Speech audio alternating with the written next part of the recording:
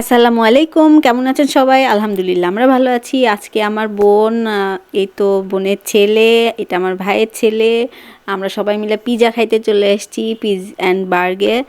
তো যাই হোক, এখানকার পিজাটা আমার আসলে অনেক ভালো লাগে। আর এটা তো বগুড়াতে সবাই জানেন।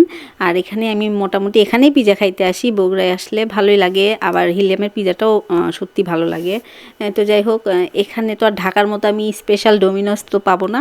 তো যাই হোক, ওর বাবাও খুব মজা করে খাচ্ছে, কারণ নিছি এই জন্য একবারে বড়টা, যাতে সবাই মিলে খেতে পারি মজা করে। আসলে খাওয়াটাই উদ্দেশ্য ছিল না। সেদিন আমরা কই যাব বুঝতে পারছিলাম না। আর তাই সবাই মিলে এখানে চলে আসছিলাম, একটু ঘোরাঘুরি হবে, ছবি তুলবো, তাই আসছিলাম। আর আমার বোন কোথাও বেরো হয় না, তাই সবাই মিলে আমরা এখানেই চলে আসছিলাম।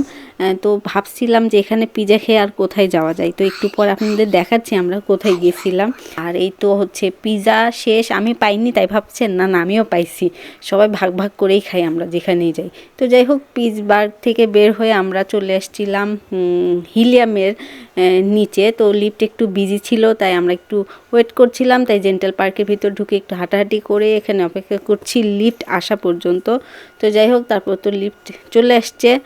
আর এই তো নুহা খুব দুষ্টামি করছিল। তো যাই হোক, আমরা উপরে চলে এসেছি হিলিয়ামে। তো এখানে আবার কেন আসছি, এখানে এসে কি খাচ্ছি তাই না? এখানে এসে আমরা পিজার খাই নাই, না খেয়ে আমরা অন্য কিছু অর্ডার দিছিলাম। ওই যে বললাম, খাওয়াটা উদ্দেশ্য ছিল না, ঘুরবো, আপু তারপর পিচ্ছি ওদের নিয়ে একটু মজা করব, এই জন্য এখানে আসছি। তো আমি একটু ভিডিও নিচ্ছিলাম সাফিনের সাথে।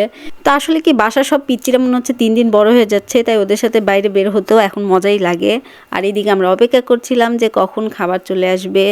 তো যাই হোক, খাবার চলে আসছে। আমরা স্যুপ আর রন্ধন অর্ডার করছিলাম, কারণ পিজা খেয়ে মোটামুটি একটু পেটটা ভরেই গেছিল। আর এই তো এদের বলছি একটু ভিডিও করব, এক একজন যে পোজ দিচ্ছিল। তো যাই হোক, আর এইদিকে নুহা খুবই ডিস্টার্ব করছিল সেই দিন আমাদের। তো খাওয়া দাওয়া শেষ করে দেখলাম নুহা অনেক মনোযোগ দিয়ে বই পড়াশোনা করছিল।